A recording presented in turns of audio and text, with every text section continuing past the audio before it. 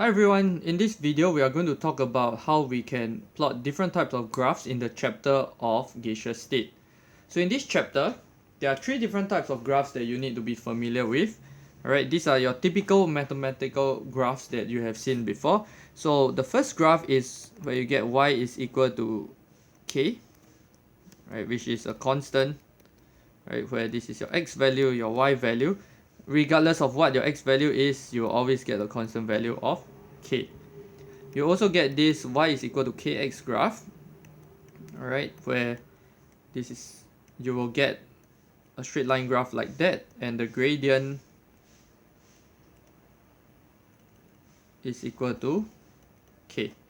Alright, the last kind of graph that you are going to get is this graph of y is equal to k over x, which is this inversely proportional curve here. So these three graphs are the three typical kind of graphs that you need to know.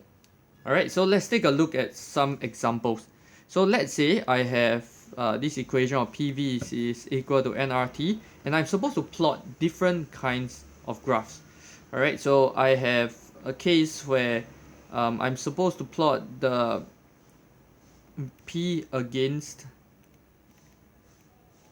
T, okay, while the rest of the values are constant. Okay, there is another type of question where I plot P against V, or I can plot the graph of PV against P. So whatever works in this case. So everything else remains constant. Alright, so what I'm going to put here is that other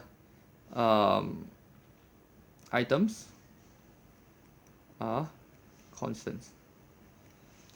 Okay, so in our first case where we have P against T, so we will take PV is equal to nRT, and as usual we like to group all the constants together. So we take P is equal to nR over V, which is a constant, times T. So we will see that this is essentially a graph of P is proportional to T, and as you can see, this looks something like y is equal to kx. Can you see that? Alright, P is equal to k times t. Y is equal to kx.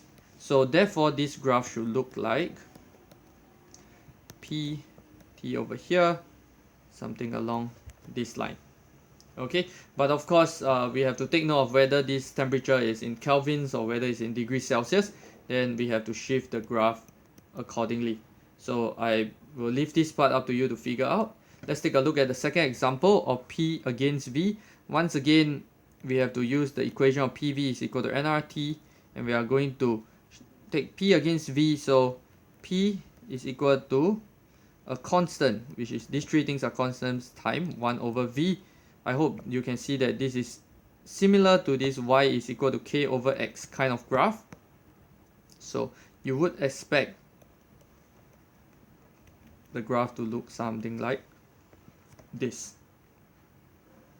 Okay, likewise, if I were to plot the graph of P against 1 over V, you will notice that this looks like y is equal to kx kind of graph. So you will once again get a graph like that. So it really depends on the values that you are calculating.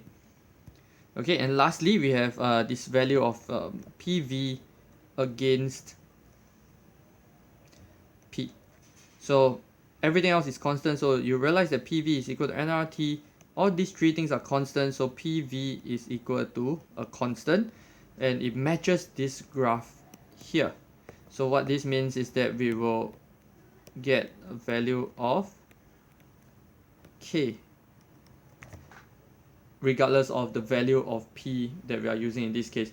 So I can even substitute this P with volume. Alright, it is still going to give me the same answer. Alright, so this is how you can plot different types of graphs by looking at the variables and the constants that you have within your equation.